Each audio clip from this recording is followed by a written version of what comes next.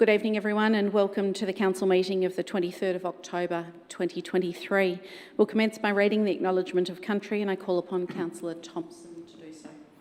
Thank you, Madam Mayor. I acknowledge the Wurundjeri Woi-wurrung people as the traditional owners and original custodians on this land, and I pay my respects to their elders past and present, and elders from other communities who may be with us today. Thank you. Before we commence the meeting, I request that all mobile telephones are turned to silent or switched off. Thank you. This council meeting is being live streamed on the council website, so you can watch proceedings of the meeting, councillor deliberations and voting. The meeting will also be recorded and made available on the council website as soon as practicable after the meeting. My name is Councillor Felicity Sinfield and I'm the Mayor of Boroondara City Council. I'll start by introducing my fellow councillors. Seated to my left at the horseshoe table, Councillor Jim Park, Councillor Cynthia Watson, Councillor Wes Galt, Councillor Di Gillies, and on the other side, Councillor Lisa Hollingsworth, our Deputy Mayor, Councillor Gary Thompson, Councillor Jane Addis, Councillor Susan Bigger and Councillor Victor Franco. I also acknowledge in attendance this evening our Acting Chief Executive Officer, Mr Daniel Freer, seated to my right, and Ms Kirsten Ritchie, seated to my left, our Coordinator of Governance. There are many other officers in attendance this evening and they will be introduced as their matters are required. Apologies, I'll now move to apologies. Ms Ritchie, are there any apologies for this evening's meeting? Thank you, and through you, Mayor, there is one apology for tonight's meeting. Councillor Stavrou. Thank you very much. That brings us to item 1 on the agenda, the adoption and confirmation of the minutes of the council meetings held on the 25th of September and the 9th of October 2023. Councillors, can I please have a motion to adopt and confirm the minutes? Councillor Galt. So moved, Mayor. Thank you. Do I have a seconder? Councillor Gillies. Seconded. Thank you, Mayor. Thank you. I'll put that motion to the vote. All those in favour? I declare that carried unanimously. Thank you. That brings us to item 2 on the agenda, the declaration of conflict of interest of any councillor or council officer. Councillors and council officers, are there any conflicts of interest that you wish to foreshadow for matters on tonight's agenda? This microphone's playing funny buggers with us tonight. Councillor Thompson.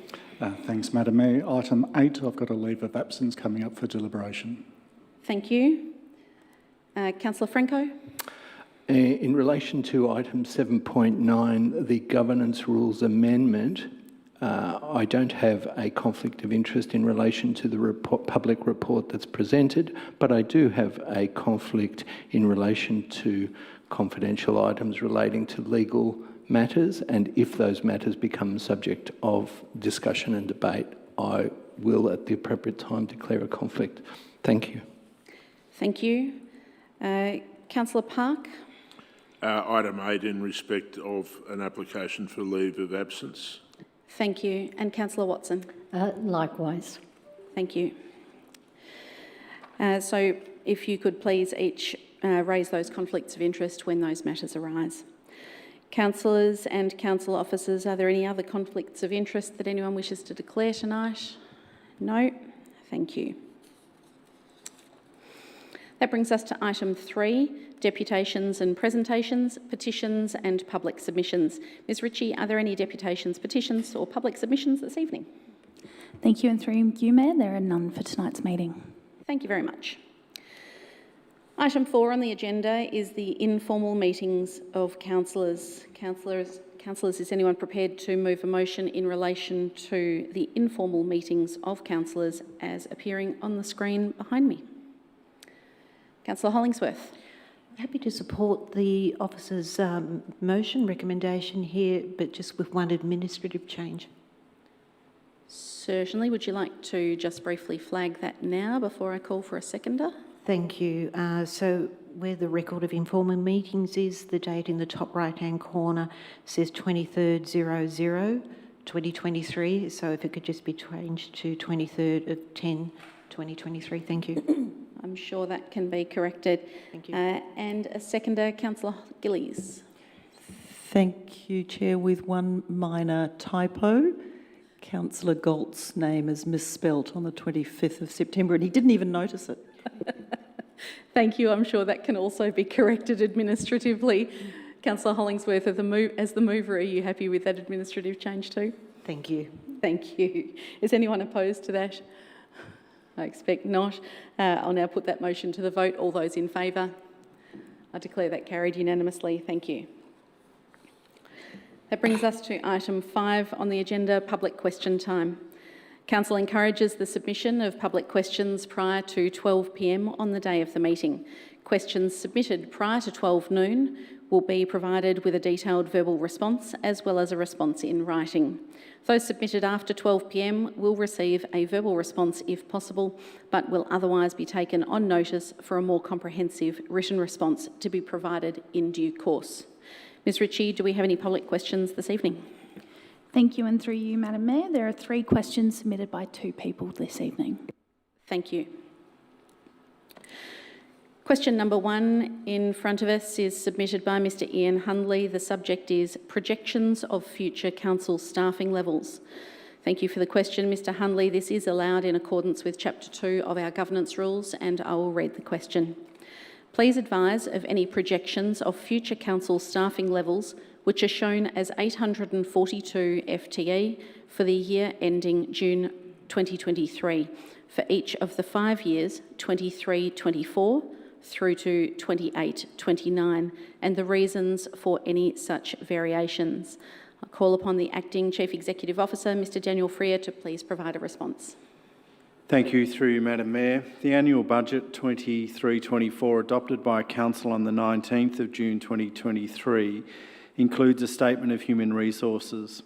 This statement outlines projected staff numbers for the years 24-25, 25-26 and 25-27. Any variation to the projections may occur due to organisational need and would be approved by Council as part of future budget processes. We'll provide a link to this particular part of Council's budget in the response. Thank you. Thank you. Question 2, submitted also by Mr Ian Hundley. The subject is performance pay for Boroondara Council staff. Thank you again for the question, Mr Hundley, and the question is once again allowed in accordance with our governance rules. The question reads as follows. Please advise the staff positions in the Boroondara Council administration that are eligible for performance pay in their remuneration packages and the processes and criteria applied in determining the level of performance pay that occupants of these positions may receive. I once again call upon our Acting CEO, Mr Daniel Freer, to provide a response. Thank you again, through you, Madam Mayor. The City of Boroondara abides by the terms and conditions under its enterprise agreement titled Boroondara City Council Enterprise Agreement 2021.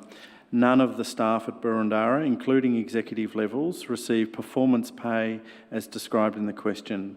Like most local government organisations and in accordance with the enterprise agreement, eligible staff may incrementally progress through their respective band range for the role based on tenure and whether they have demonstrated the required skills and experience for progression. Thank you.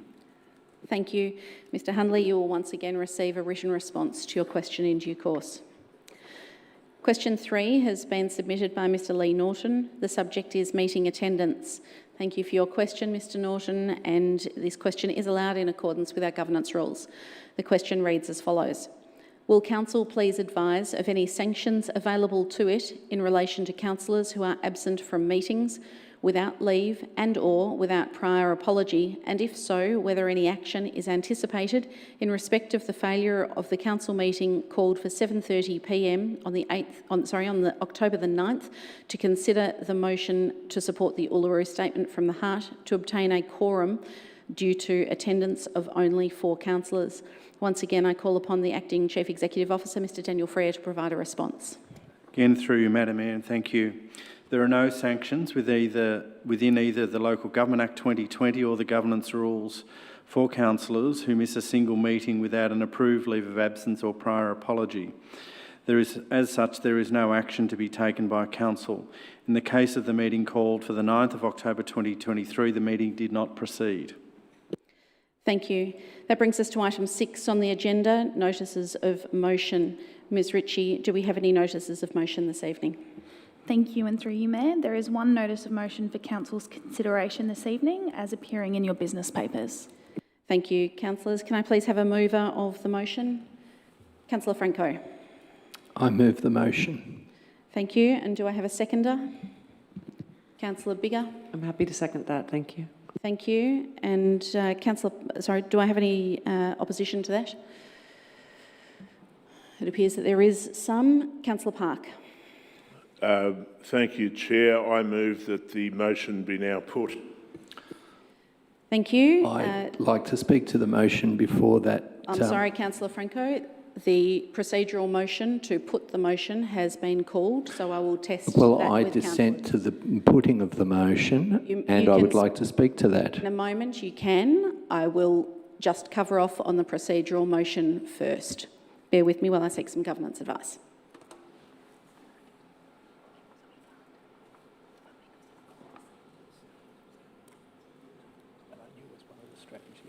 It's a gag motion.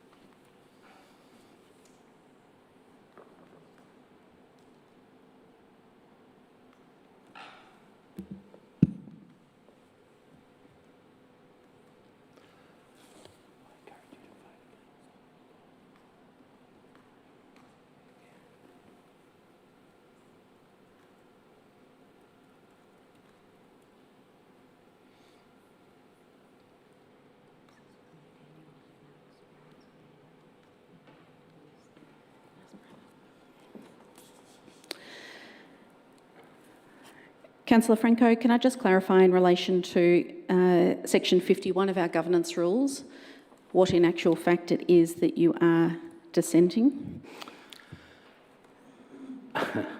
Under the governance rules, Councillor Park is seeking to move a motion to put the motion, which might for members of the gallery be described as a gag motion, and I wish to debate that, and under the governance rules I'm entitled as a dissenter to express my views as to why this motion should be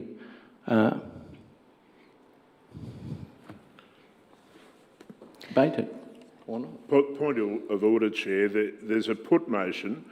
The only course is to seek a seconder. If there's a seconder, then that put motion needs to be determined, and that's clearly provided for in Rule 43, which refers to the table.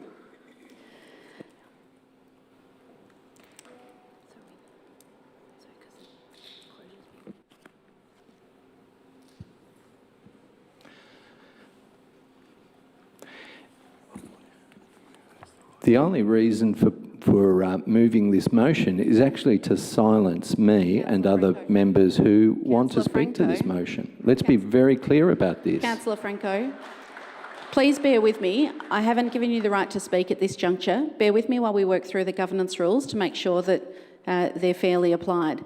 Now, Councillor Park has moved a procedural motion, which is a put motion.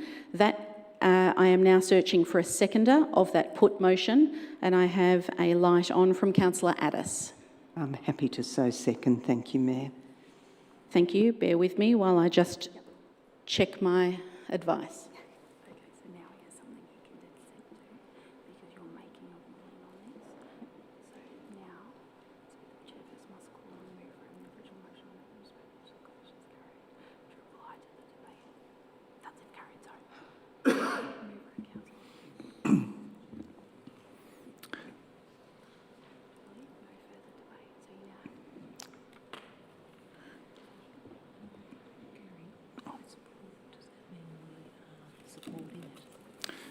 Madam Mayor, if I can seek a point of order as well, please.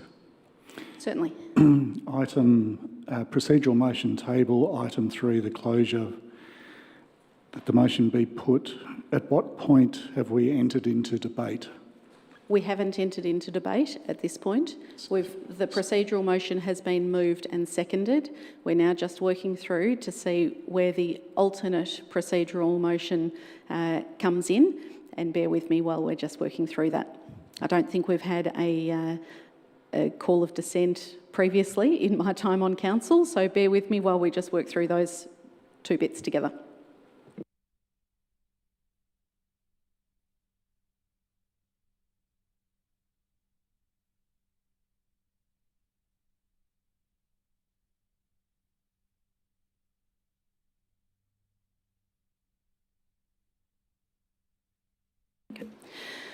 My advice at this juncture is that there can't be dissent in relation to a procedural motion, so I'll now put that put motion to the vote. All those in favour? 1, 2, 3, 4 and 5. That is 5 in favour of the put motion. Those opposed to the put motion? 1, 2, 3, 4, 5. And I call a division. And that you can. I'll redo that vote in relation to the procedural put motion. Those in favour? Councillor Park, Councillor Watson, Councillor Gillies, Councillor Addis and Councillor Sinfield. Those opposed? Councillor Galt, Councillor Hollingsworth, Councillor Thompson, Councillor Bigger and Councillor Franco. And that is 5-5. Bear with me while I seek my next piece of advice.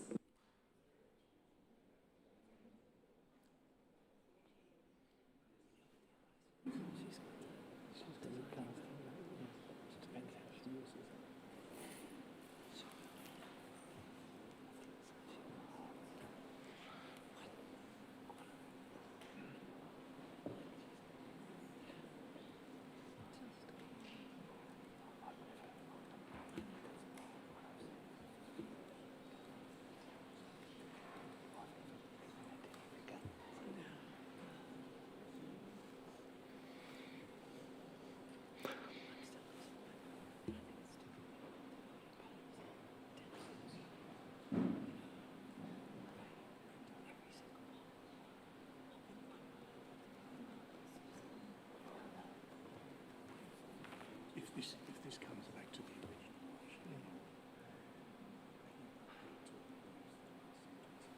publicise using council's website, you'll probably also call confused labour.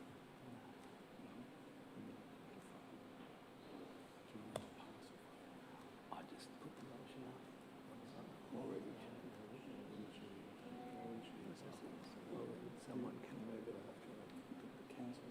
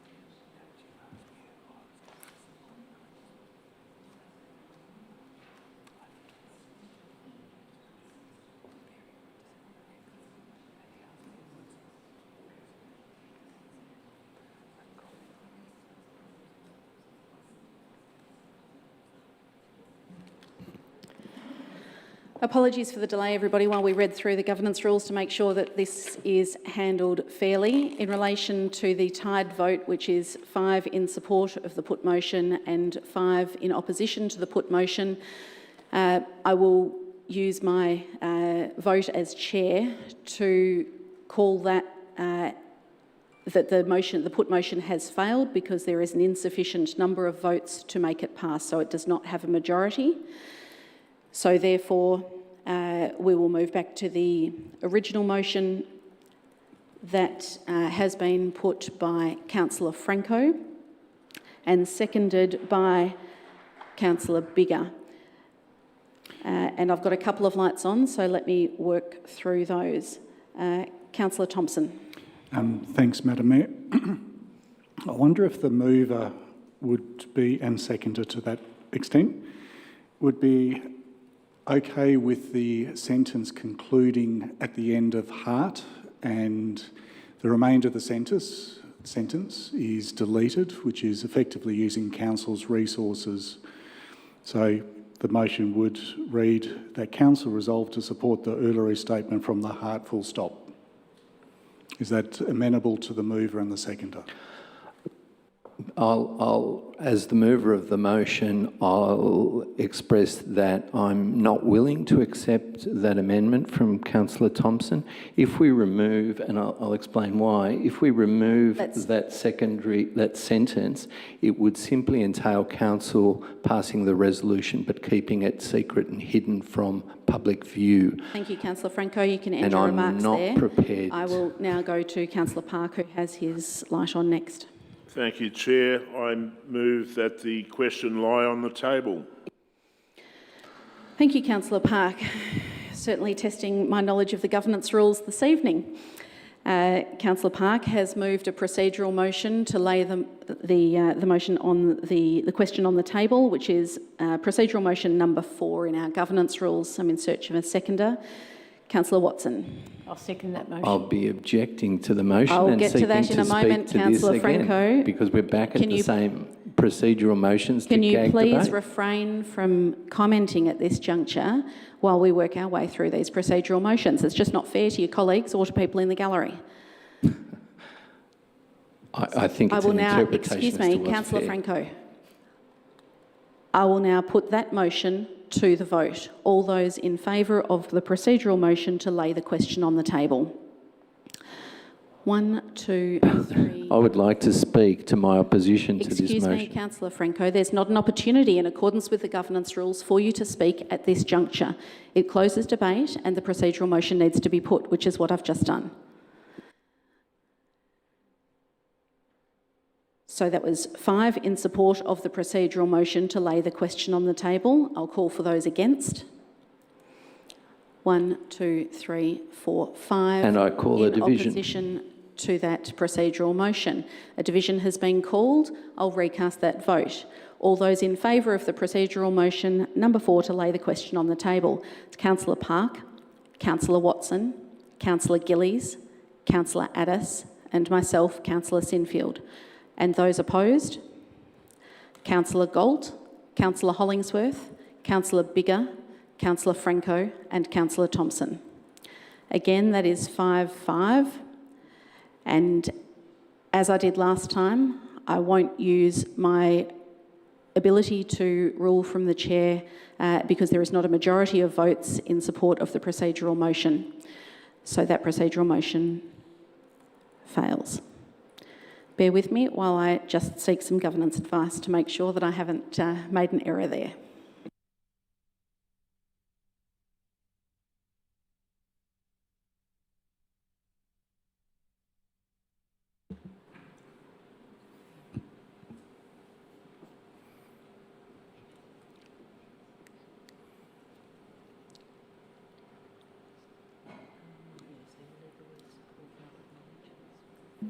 Councillor Thompson, your light's on. Madam Mayor, I seek to move an amendment. And what would your amendment be? The amendment would be that council resolve to recognise the Uluru Statement from the heart, full stop.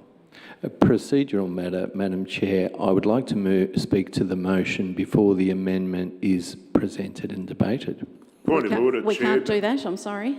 Perhaps Councillor Franco ought to acquaint himself with the governance rules that we all supported.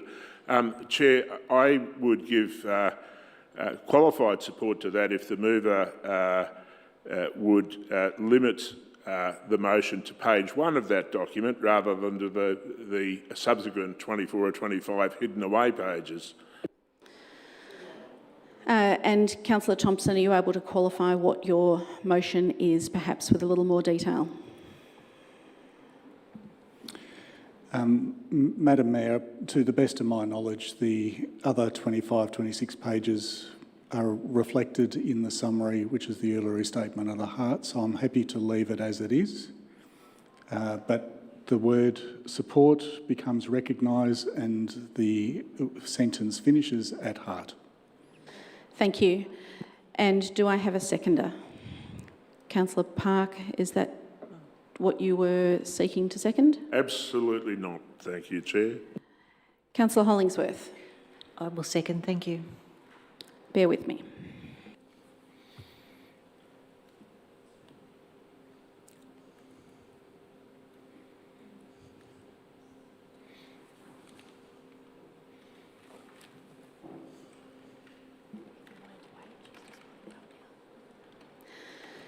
Ms Manu's just putting that form of words together and then we'll have it on the screen.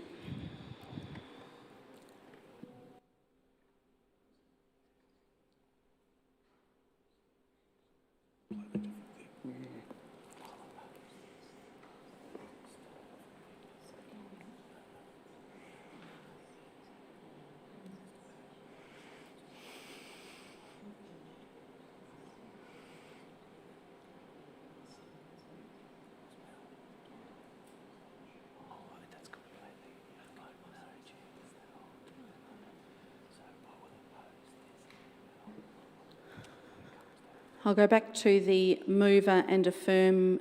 Councillor Thompson, is this your intended motion or the amendment to the notice of motion? Yes, it is. And to the seconder, Councillor Hollingsworth, can I affirm that you are willing to second what's on the screen? I am, thank you.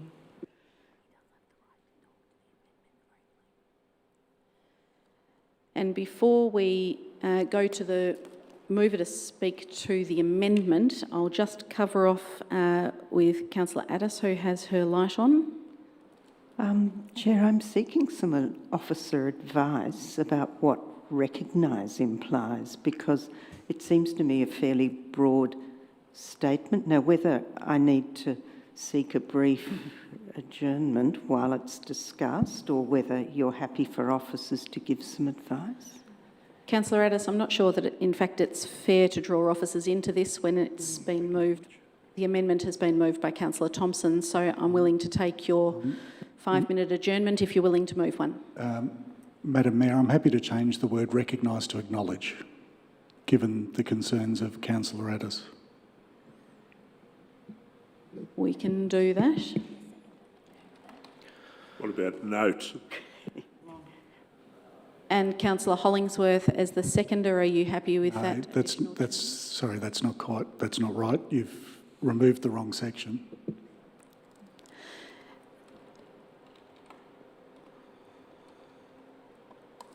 Councillor Thompson, does that accurately reflect your revised position?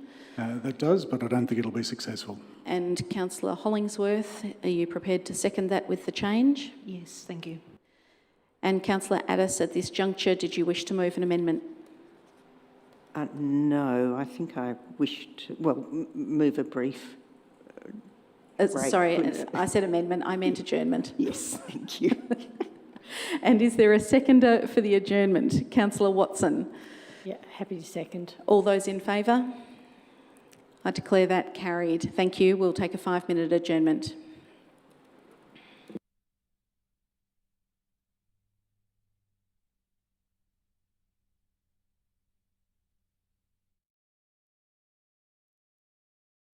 Motion. Councillor Hollingsworth. Happy to resume. Councillor Addis. Happy to second. Put that to the vote. All those in favour? Declare that carried. So just to recap on where we are at, an amendment motion has been put by Councillor Thompson and seconded by Councillor Hollingsworth. That will shortly appear on the screen. And Councillor Thompson, I'll move back to you to affirm that. Or Thank you, Course Madam action. Mayor. I am withdrawing this motion because, well, we all know that that document exists and it's meaningless. So I'm withdrawing my motion. Amendment, apologies. Thank you. So that brings us back to the original notice of motion that has been put before us by Councillor Franco and seconded by Councillor Biggar. There are no other lights on at this juncture, so I will now move to Councillor Franco, who can speak to his motion. Thank you, Chair. On 21 August this year, I tabled a petition from over 1,000 residents of our municipality regarding the Uluru Statement from the Heart and calling on Boroondara councillors to pass a motion of support for the Uluru Statement as an expression of commitment to reconciliation with Australia and Boroondara's First Nations people and the implementation of the Boroondara Reconciliation Action Strategy 2022 to 2026. As I said to Council on that date in August, I strongly support the petition and our reconciliation efforts here at Boroondara, noting that our inaugural reconciliation strategy was adopted last year. It is for this reason that I presented the notice of motion that is before us today to a council meeting 2 weeks ago on 9 October 2023. I must say that I'm profoundly disappointed at the behaviour of many of my fellow councillors that day who staged what I would describe as a walkout. Point of order, Point of Chair. order, Councillor Franco. Thank you, Councillor Park. The Speaker is not debating the motion. He's debating irrelevant matters and ought to be stopped. Thank you, Councillor Park. Councillor Franco, please be reminded of the governance rules and the fact that you can speak only to the motion and not provide commentary around extraneous matters. Thank you. The reason that the motion is before us today is because we did not have a quorum here, and I'm talking to the motion and why it's before us today, on the 9th of October. Only one councillor of those who were not present, Councillor Watson, gave an apology. The other 6 councillors walked out of the meeting. Councillor Franco, this is your second warning. Please speak to the motion and the motion only. Okay. All right. I think it's incumbent now for all councillors here, I urge each and every one of my fellow councillors and colleagues to support the motion before us today. It's an opportunity to demonstrate the support that this council has for reconciliation, for the work that we've done in developing and progressing the implementation of our reconciliation strategy, and for reflecting the widespread views of our community in respect of reconciliation. Those views were demonstrated in the recent vote, in the recent referendum. I appreciate that's not directly the matter of the issue here, but it reflects the values and nature of our community. And I think it's incumbent on this council to be reflective of the values of our community and do what we can within our own efforts, within this council chamber, within our own mechanisms to support and progress the objectives of reconciliation. And our objectives and our reconciliation action plan are built upon the foundations and reflective of the foundations of the Uluru Statement. And that's something I'm very proud of, and that's something that I hope will continue. And it's not simply a matter of, as had been earlier suggested, of passing the motion and not making a public statement about it. I think if we do pass a motion, we shouldn't be ashamed of publicising and making publicly known our support for reconciliation. I think every councillor here has a chance to help correct any shame that might come from the past actions, and I urge all councillors to support the motion. Thank you. Thank you, Councillor Franco. To the public gallery, please refrain from disrupting procedures tonight. I've let the first few incidents pass without comment. However, I do urge you to prevent disrupting the meeting.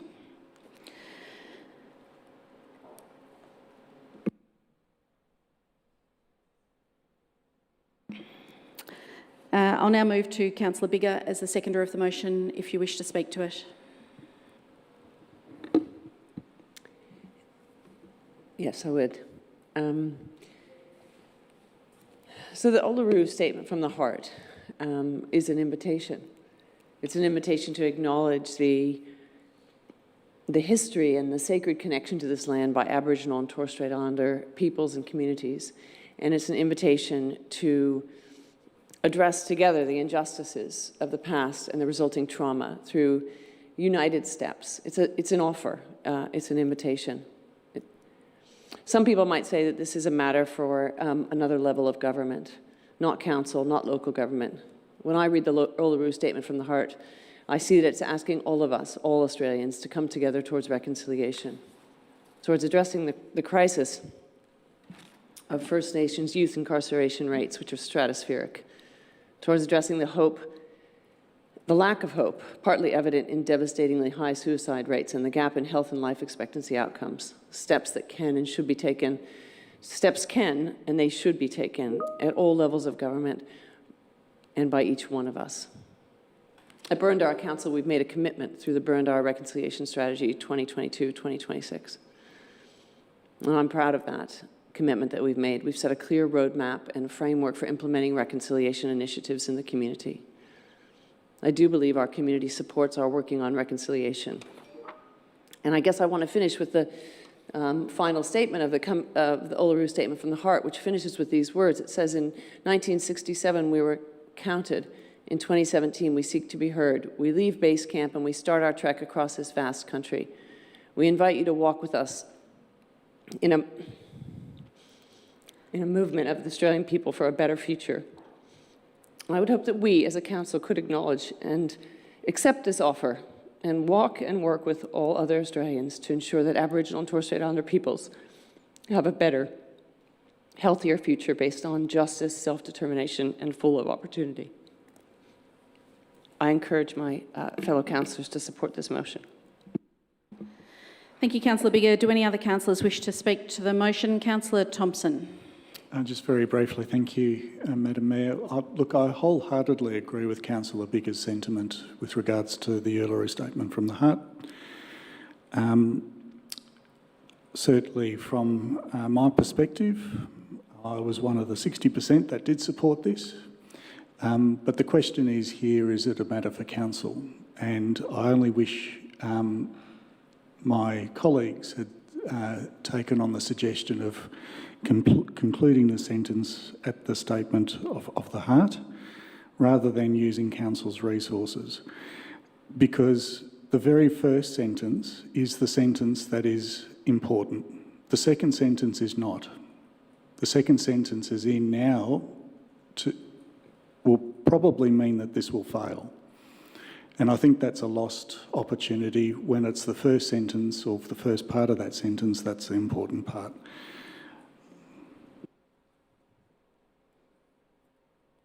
Thank you, Councillor Thompson. Councillor Galt. Thank you, Mayor. I'd like to start my comments by, I guess, apologising to some of my fellow councillors. There was a clear position arrived at some time ago that a lot of us around this table wanted the decision to be private or not to be a council role. And I was party to supporting this motion going forward because of ongoing injustices and inequalities suffered by our First Nations people. And I won't try to summarise what I see in the Uluru Statement after Councillor Biggar has done it so well. I think it's a beautiful statement from the heart and offered us some way forward that hasn't been there for decades. And I thought, for those reasons alone, this is a matter worth bringing this to the chamber prior to the referendum. I'm arrived at this position not through any political pressures, but through discussion with many in the community. Ironically, at the end, Burundara didn't need our support. Every booth but one within this municipality voted yes. My preference, however, and I have stated this to quite a few people, was to have a period of silence, as some elders have adopted over the last week, so we can think, discuss, and hopefully arrive at a more multi-partisan position at how we might close the gap. My concern lay in the potential that a negative outcome tonight would add insult and injury to deep hurt that has been felt by our First Nations people following the referendum. And I, from contacts within those groups, understand that this is the situation.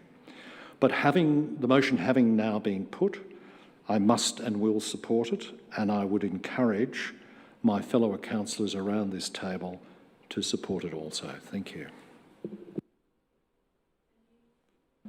Apologies, my microphone was turned off. Councillor Gillies. Thank you, Mayor. Very, very briefly, just to say that my position on this has absolutely nothing to do with my views about the Uluru Statement of the Heart, or for that matter, the referendum. My views on this matter are entirely based on whether this is something that Council should be acting on. Thank you, Mayor. Thank you, Councillor Park.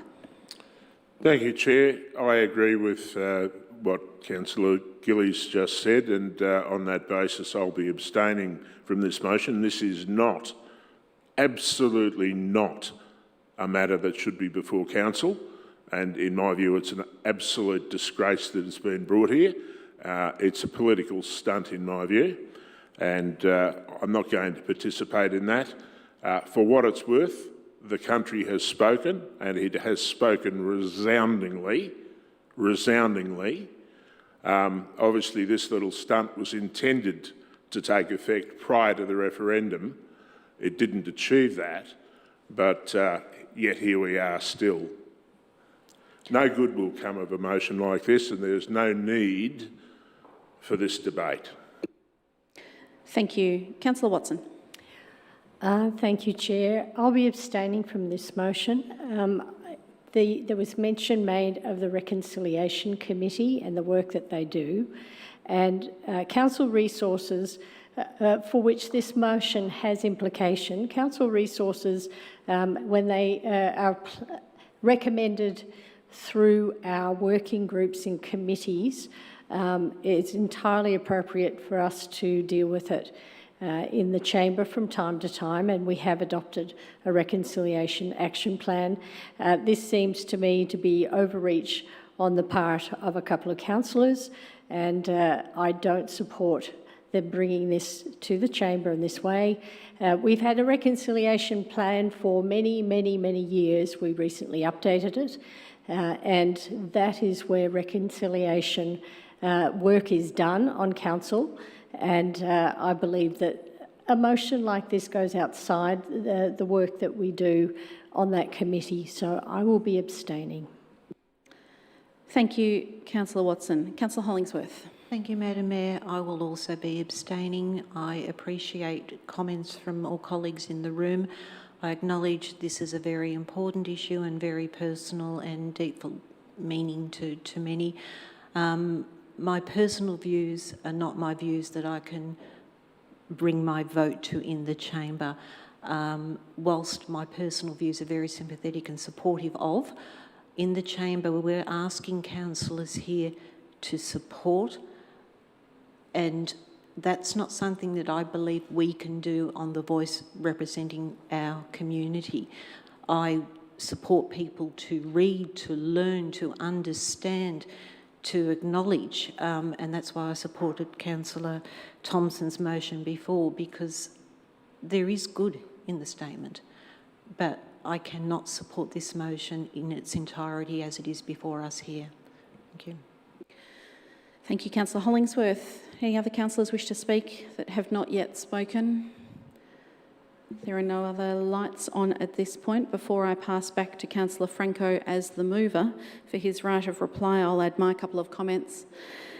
And that's that I feel that it's entirely inappropriate to bring this before council. The paying each of these council officers a good wage to be here tonight and deal with matters of local importance and local significance that we are prescribed to undertake in the Local Government Act and various other related documents. I think it's a game of wedge politics, frankly, and it's not a matter for council. It seeks to do damage to our relationship with local Indigenous communities, and I will not be a part of such antics. It undermines our reconciliation action plan, in my opinion, and therefore I will also abstain from this vote. I'll pass back to Councillor Franco as the mover for his 2-minute right of reply. Thank you, Madam Chair. I'm quite disheartened by some of the comments I've heard here this evening. I'll respond to some of the points that have been made. Firstly, at the outset, that I endorse all the comments that Councillor Biggar made. I think an eloquent articulation of really what's before us. Councillor Thompson made the point that we should have stopped the motion at the point opposing publicity and public recognition of it because it's not appropriate use of council resources. Well, it is an appropriate use of council resources to articulate our support for the Uluru Statement. Councillor Gillies made the point that this has nothing, her public-private position and a vote here will have nothing to do with her view on the Uluru Statement. Well, it will. This motion is about the Uluru Statement. Councillor Gillies and Councillor Park also made the point that this is not relevant to this level of government. The Uluru Statement, as Councillor Biggar pointed out, is relevant to all Australians, to all levels of government, to all organisations.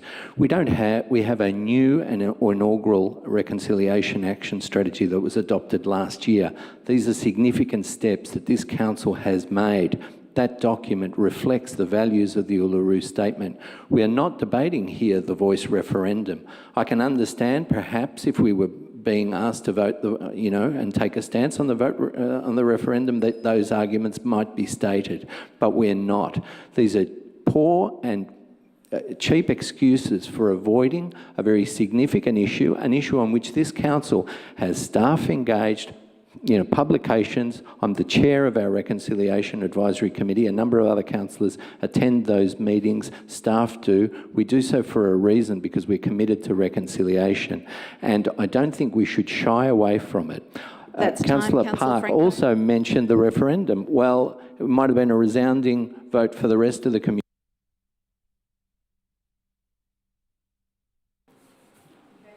You have exceeded your 2 minutes, Councillor Franco. That draws debate to a close. I'll now put that motion. All those in favour? Those against? Those abstaining? And I call a division. The division has been called. I will recount that vote. All those in favour? Councillor Franco, Councillor Biggar, Councillor Galt. Those opposed to the motion? There are none. Those abstaining?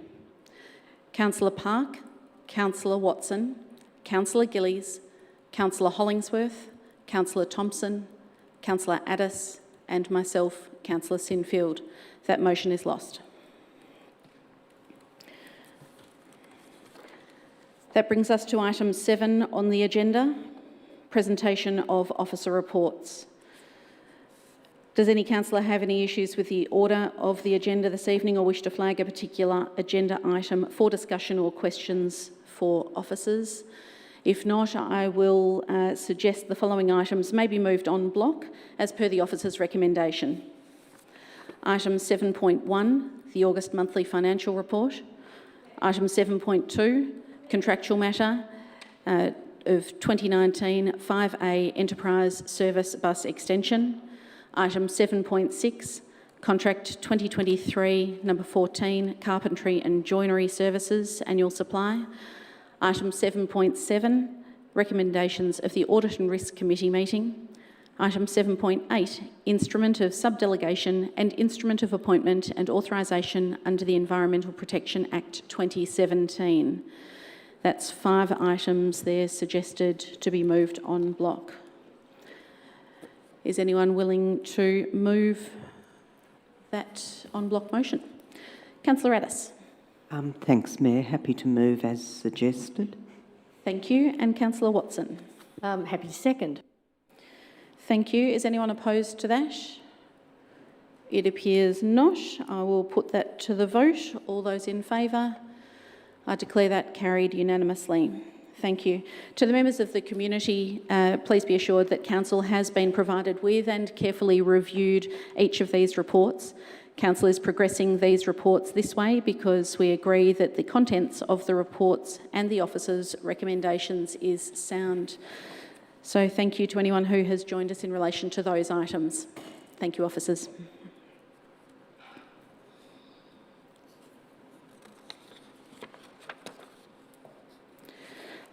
That brings us to item 7.3, the annual report for 2022-23. This item will be introduced by Nicole White, our Manager of Strategy and Performance. Thank you, Ms White. Thank you, Madam Mayor. The purpose of this report is to present the annual report for 22-23 financial year to Council for endorsement. The annual report has been prepared from information provided by officers across the organisation in accordance with Section 98 of the Local Government Act 2020. It sets out Council highlights, challenges and major achievements, showcasing our delivery against the 7 themes of the Boroondara Community Plan. Information about the operations of Council, performance statement, which is our audited results achieved against the prescribed performance indicators and measures, and the audited financial statement, which has been endorsed by the Audit and Risk Committee. Officers recommend that Council resolves to endorse the annual report for the 22-23 financial year, included as Attachment 1, in accordance with Section 98 of the Local Government Act 2020. Thank you. Thank you very much. And I do have a few remarks here to add in relation to this item, so I might read those now. So I'm pleased to present the 2022-23 annual report for adoption. Each year, the annual report provides us with an important opportunity to reflect on our performance and the progress made on the strategic objectives set out in the Boroondara Community Plan 2021 to 2031. I'd like to take this opportunity to mention some of the milestones Council has achieved together with our community. This year, a total of $29.3 million was invested in key infrastructure projects. $4.37 million was allocated to neighbourhood parks and open spaces, and $11.68 million was spent on improving our local roads. We know a priority for our community is having access to high-quality facilities where people of all ages and backgrounds can interact, learn and be active. We also understand that for the health, safety and everyday enjoyment of everyone in Boroondara, it's essential to maintain high-quality infrastructure. A key highlight for the past year also included opening the main building for the new Canterbury Community Precinct. This major redevelopment has created a central hub to access maternal and child health and early years services, as well as community programs for all ages. Council committed to delivering many important services over the reporting period, and this included investing over $20 million on family and youth services, arts and cultural services and events, and library services. Council's curbside collection services also collected and diverted 44,181 tonnes of household waste from landfill. To support the delivery of all of these services, we focused on making several improvements to the customer experience achieved through our Transforming Boroondara program. One of the highlights included the digitalisation of our hard waste processes, which was recently recognised with a Customer Experience Award by the Municipal Association of Victoria. As councillors, it's our role as decision makers to keep the long-term interests of our community at the forefront. With this in mind, I'm pleased to share the progress we made towards some of our long-term strategies and plans. Council has delivered and commenced work on around 40 actions within our Climate Action Plan and achieved a key milestone in becoming net carbon neutral as an organisation. We will continue to deliver a number of environmental initiatives aligned to our Climate Action Plan to support our community with minimising our impact on the environment and creating a healthier, more sustainable future for our city.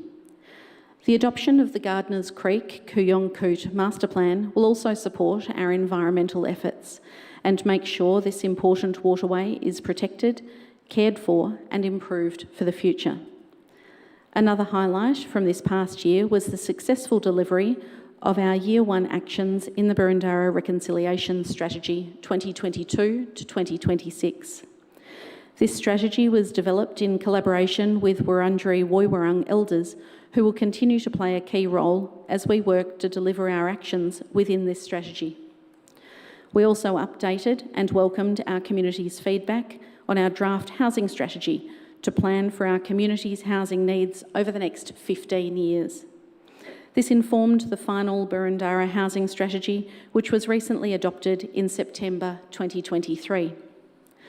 Over this last year, we have continued to support traders and our local economy through a series of initiatives.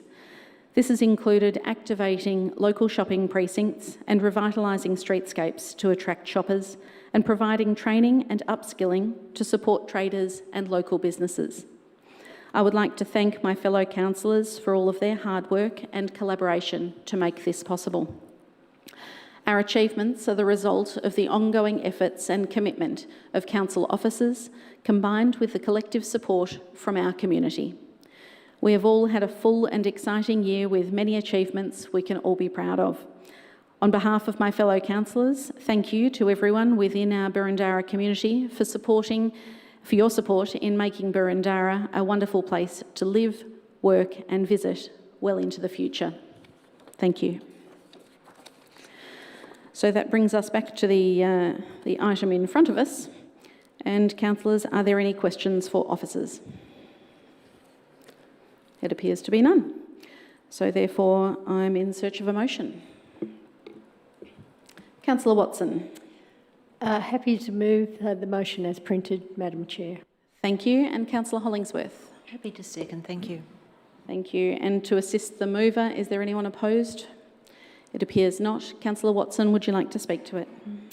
Thank you, Madam Mayor. I think that the remarks that you've made in presenting the annual report are probably sufficient, and want to add my voice to yours in thanking the officers and also thanking the community for participating along the way, because we don't deliver our council plan on our own. It takes all of us. So I'll urge my colleagues to support the motion as printed.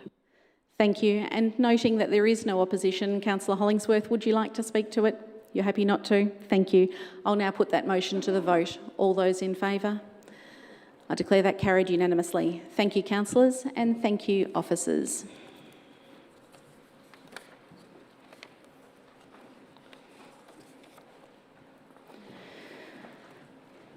That brings us to item 7.4, the 2023-24 amended budget.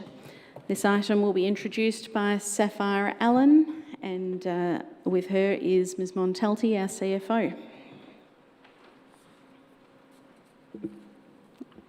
Thank you, and through you, Madam Mayor. This report presents the 23-24 amended budget to Council to form an amended budget for management reporting purposes.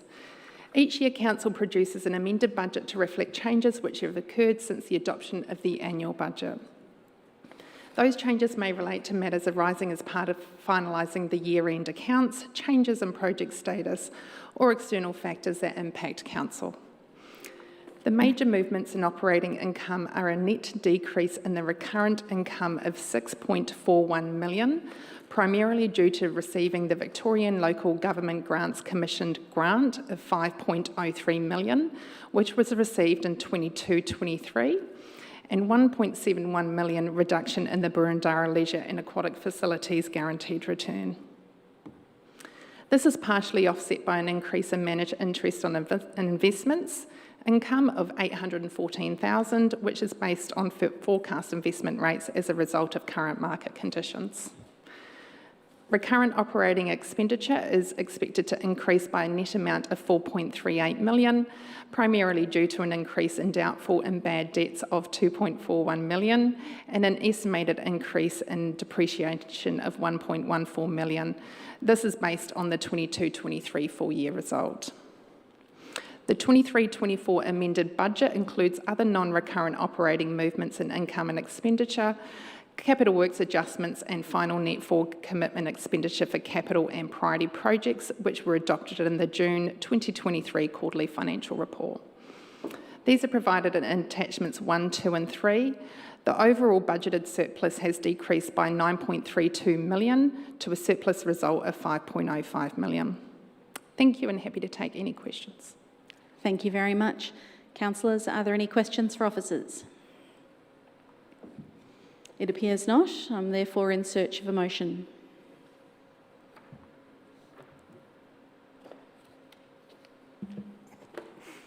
Councillor Addis. For lack of others, the motion up on the screen, I'm happy to move. Thank you. Thank you very much. Councillor Thompson. We always need a mover and a seconder for an amended budget. Thanks, Madam Mayor. That we do. To assist the mover, is there any opposition? It appears not.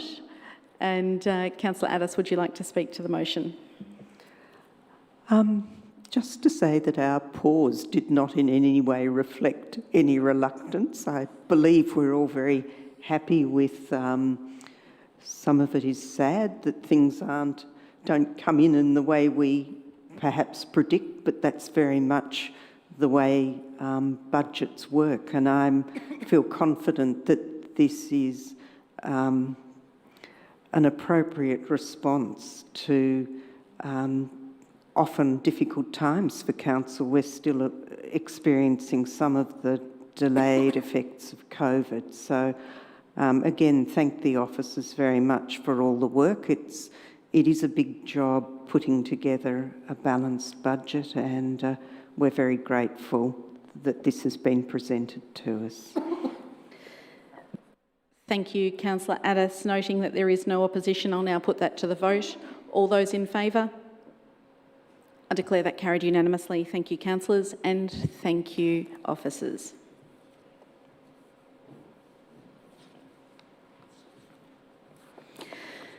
That brings us to item 7.5, the final outcomes of the 2023 general valuation. This item will be introduced by Mr Michael Hutchinson, our Head of Strategic Property and Revenue. Thank you, and through you, Madam Mayor. The purpose of this report is to advise Council of the outcome of the 2023 general valuation undertaken by the Valuer General of Victoria. The value of the date as of 1st January 2023 and the new valuation has come into effect from the 1st July 2023 and is being used for apportioning rates for the 2023-24 financial year. The process consists of 4 stages, with all stages now completed by the Valuer General of Victoria, who undertakes and provides valuations for rating purposes. The final certification has now been received and is included in attachment 1 of the report. The general valuation will impact the distribution of rating liability across the municipality. It does not provide council with any additional revenue. Further commentary concerning the valuation outcomes and market influences has been provided by the Valuer General Victoria Valuer and is provided in attachment 2 of the report. Council's rate notice provides information and instruction for ratepayers who may wish to object to their valuation, and all objections are managed by the Valuer General Victoria. The officer's recommendation is that Council resolve to receive the 1st January 2023 general valuation effective from 1st July 2023 in accordance with Section 78F of the Valuation of Land Act 1960. Thank you and happy to take any questions. Thank you very much. Councillors, are there any questions for officers? It appears not. I'm therefore in search of a motion. Councillor Watson. As printed, Madam Mayor. Thank you. And do we have a seconder? Councillor Biggar? Yes, I'm happy to second that. Thank you. Thank you. To assist the mover, is there any opposition? It appears not. Councillor Watson, would you like to speak to your motion? Briefly, to thank the officers for the work that they've done and encourage my colleagues to support this motion. Thank you. Noting that there is no opposition, I'll now put that to the vote. All those in favour? I declare that carried unanimously. Thank you. Thank you, officers.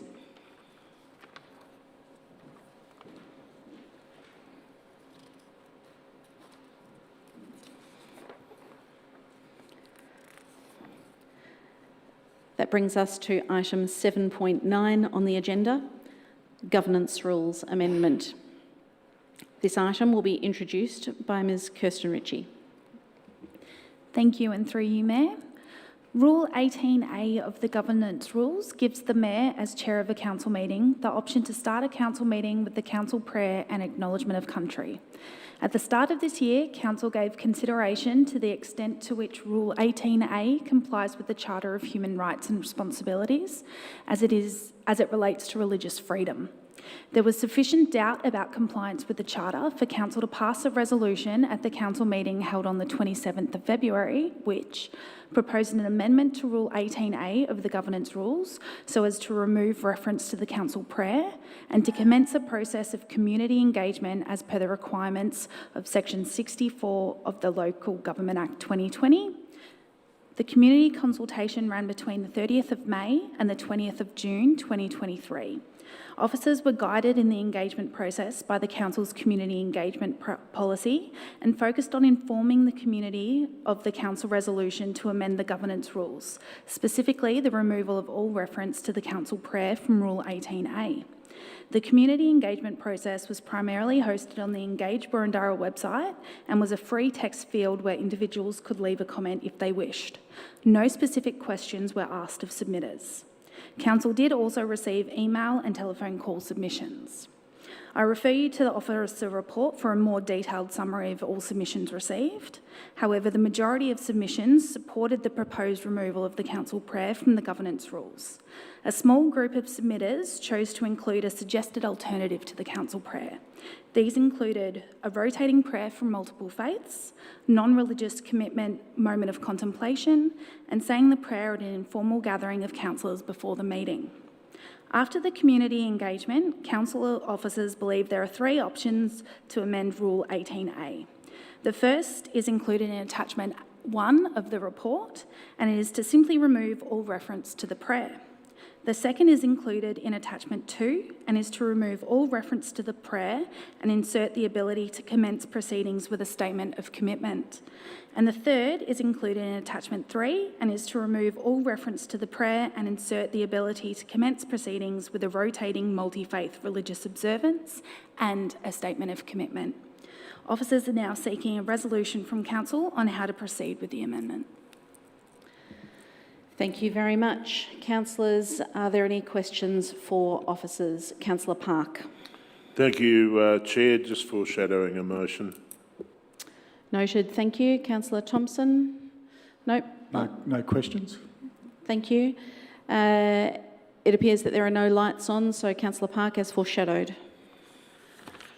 Thank you, Chair. I move the officer's recommendation, option 1.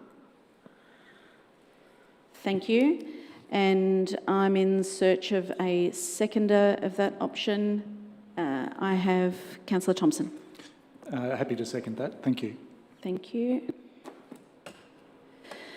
And to assist the mover, is there any opposition to that? There is. We now enter debate. Councillor Park, would you like to speak to your motion?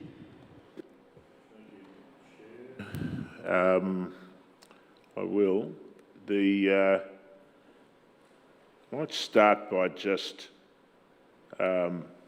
reading out what it is that is at the nub of this motion. It's because a few people find the following 34 words to be insidious and in need of erasure. The prayer that was previously read for decades in this place: Almighty God, we humbly seek your blessings upon this council. Direct and prosper its deliberations to the advancement of your glory and the true welfare of the people of the city of Boroondara. Amen. So those frightfully offensive words apparently have no place in this chamber. It's funny when you consider what's happening on the world stage as we speak, that people can find such reason to be outraged and appalled and need to scurry off to lawyers and the like But there you have it. That's the reality of 2023. People actively seek out reasons to be offended, and we get to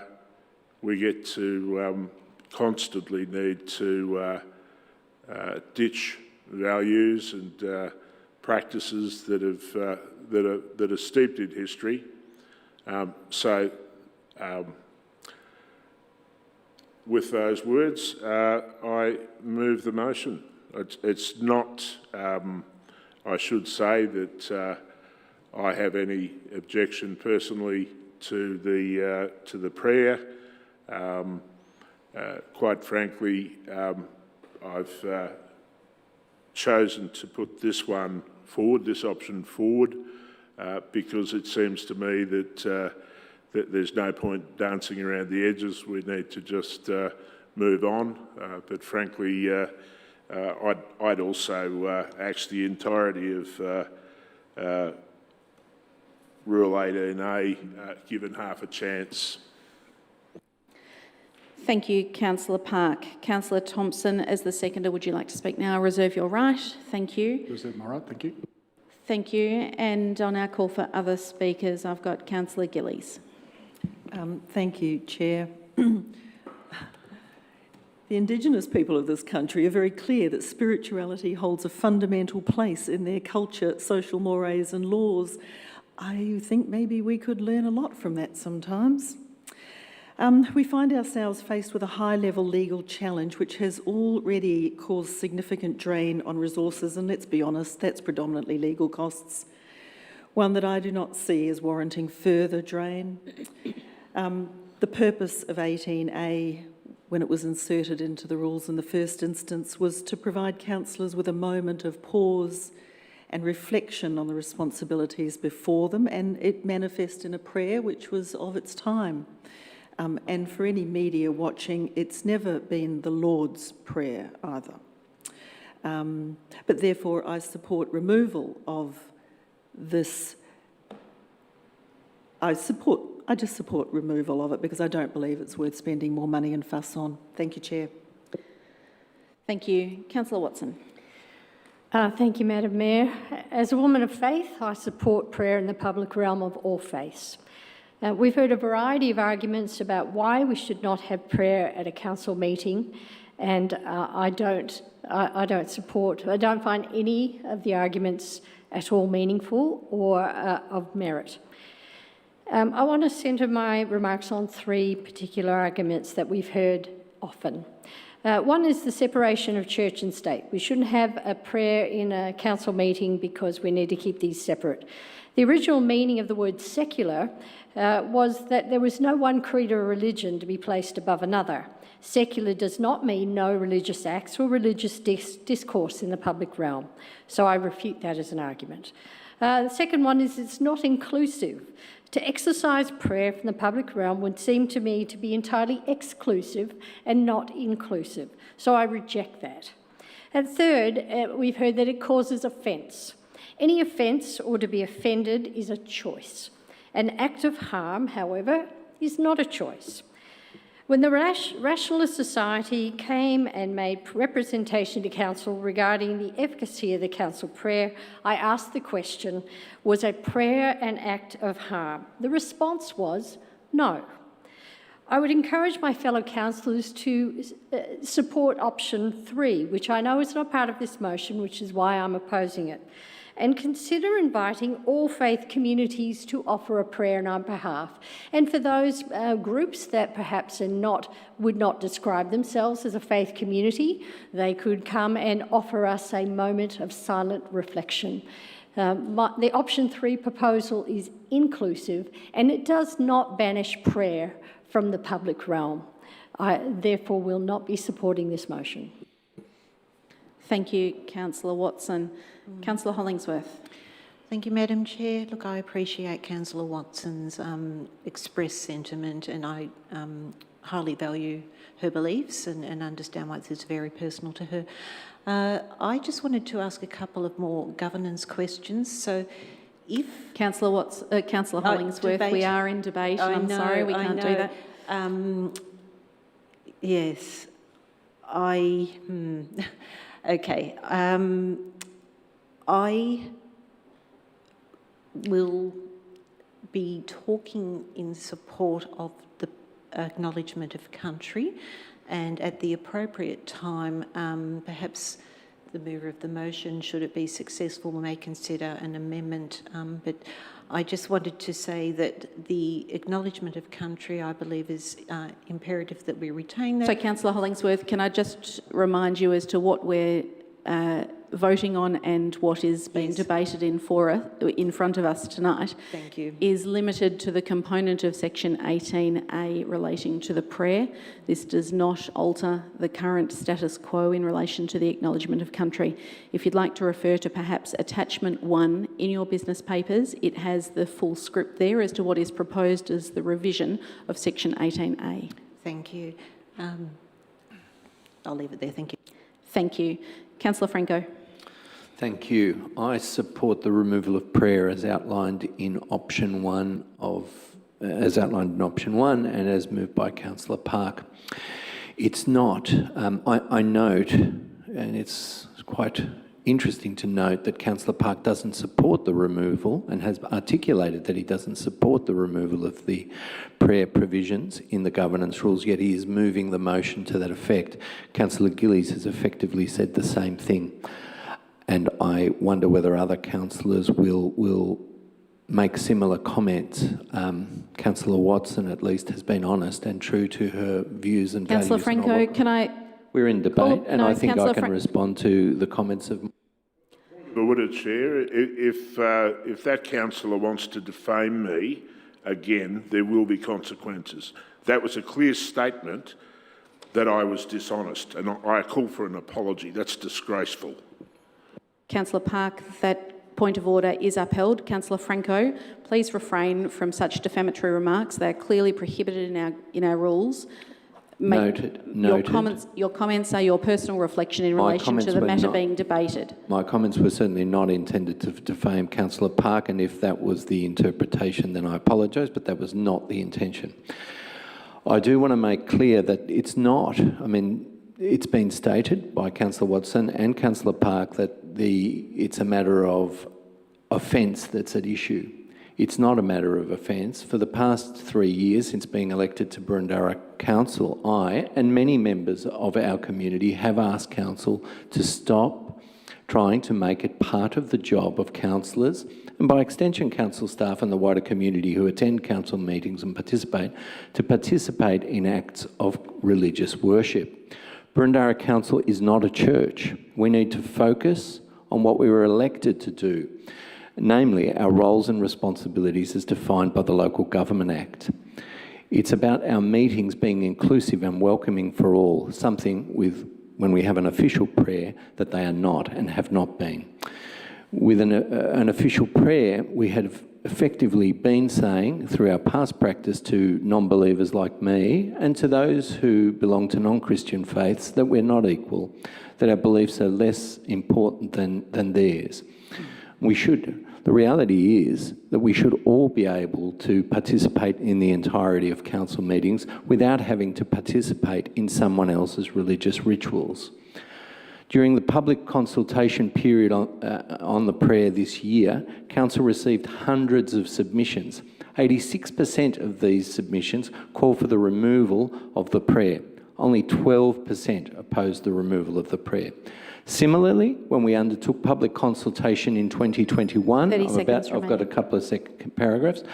When we undertook public consultation in 2021, an overwhelming number of submissions called on us to stop praying at council meetings, and we also received a petition of over 1,000 signatories. These calls fell on deaf ears. I hope they will now be listened to. These calls are consistent with the demographic nature of our current community. According to the 2021 census, over 47% of the Thank you, Councillor Franco. That concludes your time. The next speaker is Councillor Thompson. Thank you, Madam Mayor. Just one very quick correction to 18A. If we could just strike out the words council prayer and in the title, so it's consistent with the rest of the document. Look, I support this from the basis that we did put this out to the community and the community has given us feedback.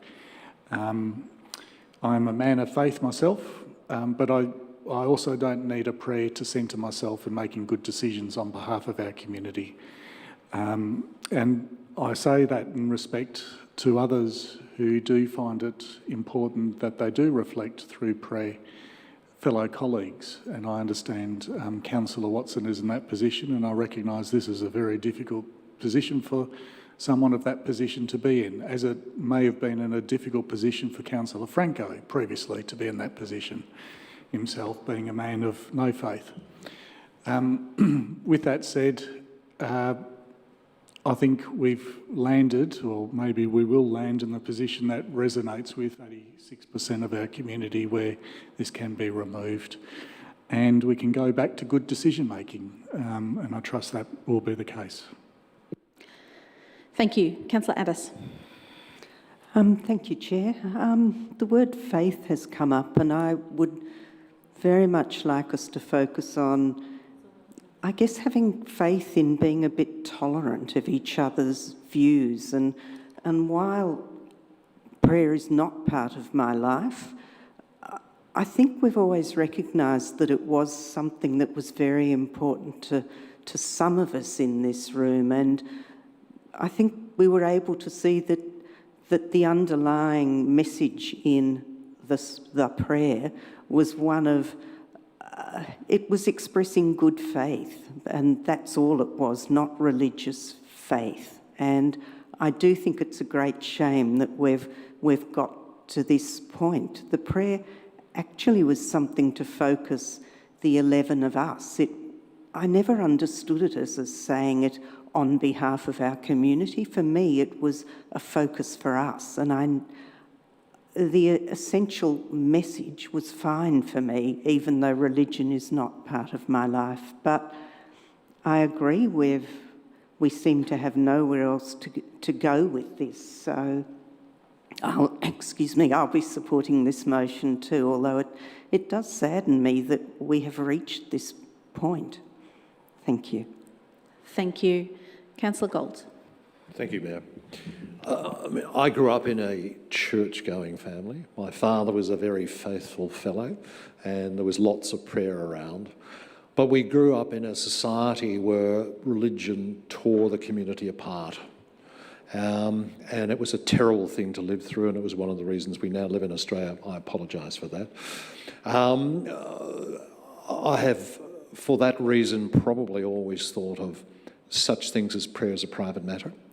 But I do respect those who felt it was important to have it at the start of this council meeting and have never really objected to it, because I respect others' opinions in that regard. But I'm happy to go along with the general body of opinion around this table and the feedback with our community.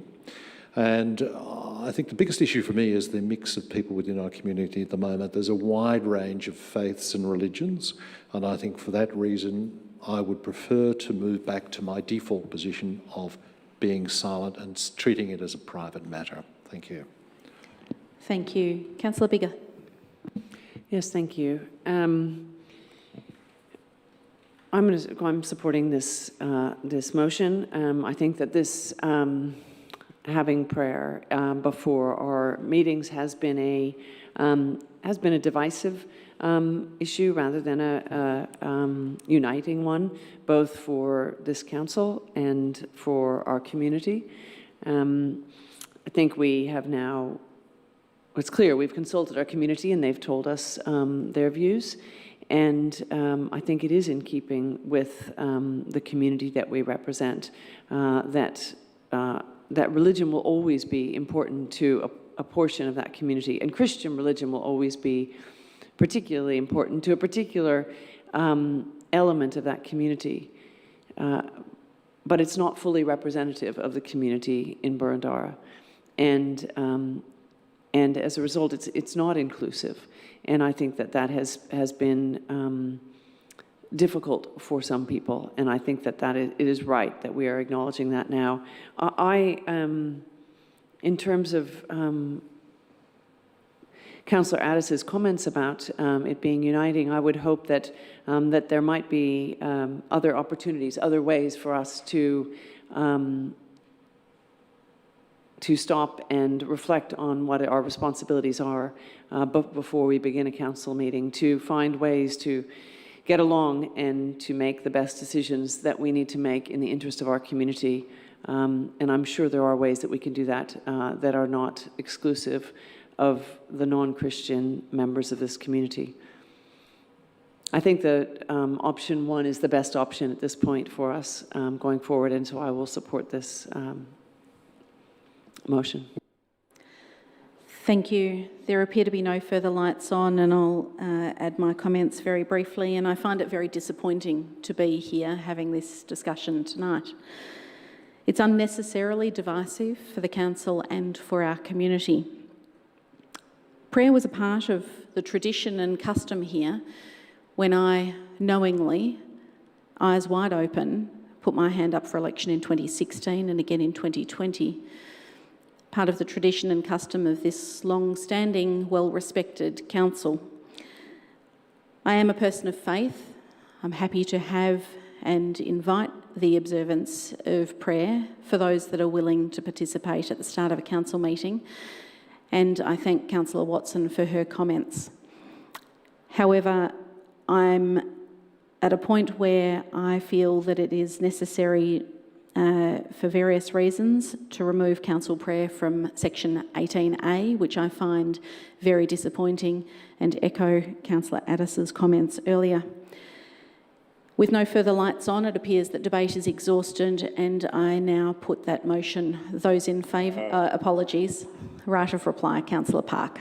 I can't forego that, particularly since it would seem that one of my prayers was answered, because Councillor Franco finally wants us to focus on the roles and responsibilities of council as defined in the Local Government Act. Well, if only he'd seen the light when we were on item 6.1. If only. But alas, no. I want to particularly endorse the comments by Councillor Addis, because I think in many ways she put better what my thoughts are on the entire issue as well. And it is a disappointing situation that we land in this spot, and if councillors didn't feel hamstrung to remove this provision, then there would not be majority support. That is abundantly clear. This is a motion that very few councillors want to support, but feel they have absolutely and utterly no alternative. And that's where I land. And there's no element of dishonesty about it. There's no element of dishonesty. And just as Councillor Gillies put her position, and I put my position, which were labelled as being dishonest, there's no dishonesty. We're going to vote for this, but with heavy hearts and with grave disappointment. And quite frankly, I'm not so sure that our community actually did speak.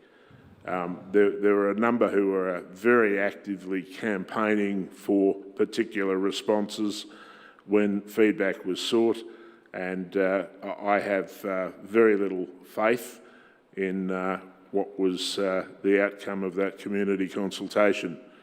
But nonetheless, I've moved the motion. Thank you, Councillor Park. I was incorrect before in closing debate. We now have done so, and so I put that motion to the vote. All those in favour? And those against? And I call a division. I declare that carried. A division has been called. I will call that vote once again. All those in favour? Councillor Park, Councillor Galt, Councillor Gillies, Councillor Hollingsworth, Councillor Thompson, Councillor Addis, Councillor Biggar, Councillor Franco, and myself, Councillor Sinfield. Those opposed? Councillor Watson. Thank you, councillors. I declare that motion carried.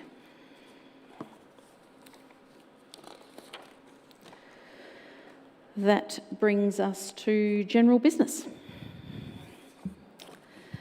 We have a number of items foreshadowed in relation to a conflict. Councillor Thompson. Happy to declare I've got an interest in what's about to be put up on the screen, so I'll depart. Thank you very much. Councillor Watson. Likewise. Thank you. Councillor Park. Me too. We'll now wait a moment while those three councillors absent themselves from the chamber.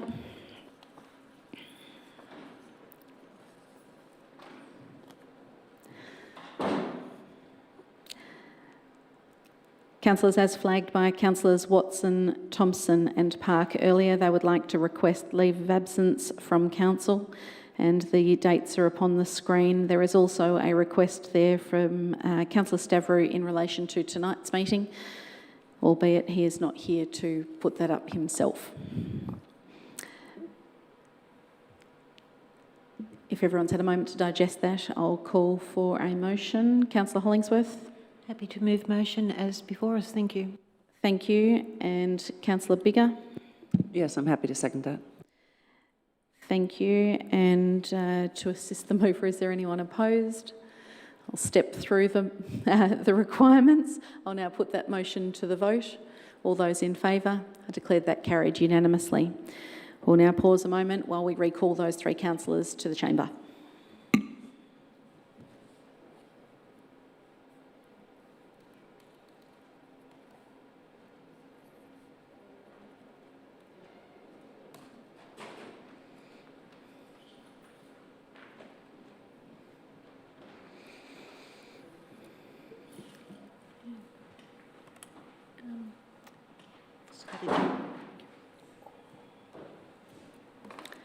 Thank you, councillors. I'll now call for any other items of general business. Councillor Hollingsworth. Thank you, Madam Mayor. I just wanted to speak briefly, as tonight at this council meeting is the last meeting in the cycle of the 12-month mayoral term as your appointment as mayor, and it is with absolute pleasure as the Deputy Mayor that I want to acknowledge your exemplar leadership throughout this 12 months term. We have no idea who future mayors will be, but this is the last council meeting in this cycle. You have, as a mayor, exhibited consistently exemplar behaviour throughout the year.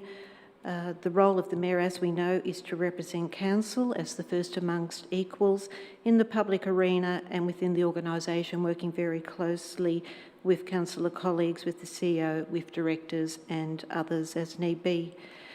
The diary of a mayor is demanding and commands the highest level of professional engagement, liaising with community, state, federal members and other organisations and entities. During the 22-23 year, you have officiated what I believe to be the highest volume of citizenship ceremonies that we've ever held within Berundara, and the highest volume of residents being naturalised. So I think that in itself is a round of applause, if I just may indulge everyone. Thank you so much. You have navigated council meetings with integrity, a very pleasant demeanour, and tonight in particular has demonstrated the challenges a chair faces and the complex governance decisions you must navigate, and I thank you for doing it with the utmost integrity. Thank you. Thank you, Councillor Hollingsworth. Tonight's meeting certainly challenged my knowledge of the governance rules, unlike any other meeting throughout the year. Thank you for your kind words. Councillor Thompson. It's always good to finish on a high, Madam Mayor. With your indulgence, unless you'd like to do so as the Mayor, tonight would also be the opportune time to acknowledge the Deputy Mayor.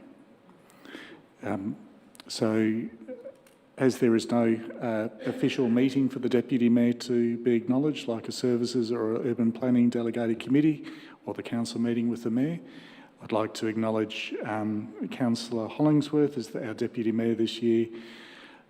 Wherever the Mayor has been, the Deputy Mayor has been as well, and it's fair to say that the two were an awesome representatives on behalf of the City of Berundara. I'd hate to imagine how many speeches you've done between the two of you, or to that end, how many speeches have actually been prepared for the two of you by officers. But again, to thank you both, and to Councillor Hollingsworth as the Deputy Mayor.